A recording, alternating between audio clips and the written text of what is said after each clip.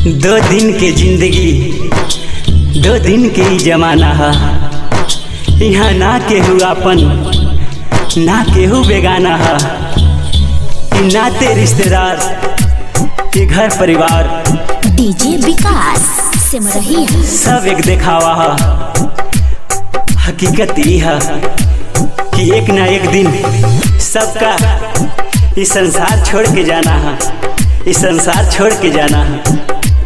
Presented by CVL DJ। दो दिन के जिंदगी है, दो दिन के मेला, दो दिन के जिंदगी है, दो दिन के मेला। एक दिन ई दुनिया के छोड़ी, एक दिन ई दुनिया के छोड़िए भाई जाइबा अकेला।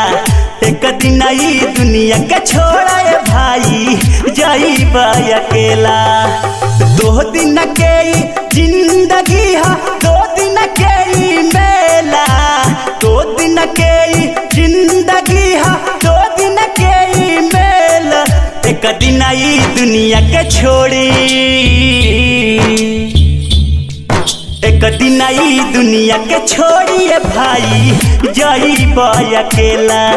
एक दिन ई दुनिया के छोड़े भाई जाइबा अकेला। हो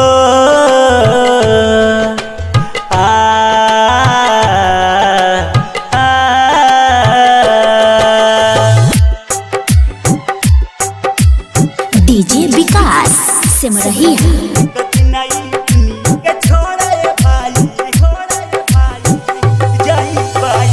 केहू नाही अपना हो, केहू ना बेगाना।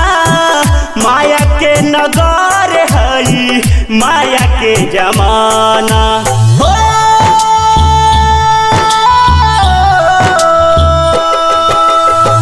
एक जाए यहाँ से रोजाना, ओह दिन चले लाना केहू के बहाना। जबले सांस चलता तबले कोइला हवा खेला, जबले सांस चलता तबले कोइला हवा खेला। एक दिन ई दुनिया के छोड़ी,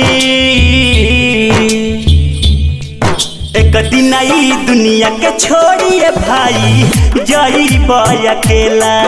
एक दिन ई दुनिया के छोड़े भाई जाइबा अकेला। एक दिन ई दुनिया के छोड़े भाई जाइबा अकेला, अकेला। डीजे विकास सिमरही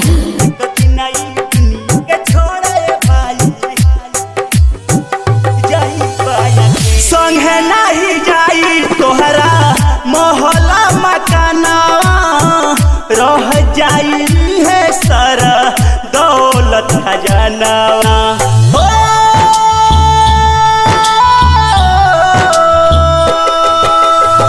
जब ई निकल जाई राकेश परनावा, माटी में मिल जाई रंजित तनावा। धर्मेंद्र शमशान तकल केहू साथ देला, धर्मेंद्र शमशान तकल केहू साथ देला। एक दिन ई दुनिया के छोड़ी,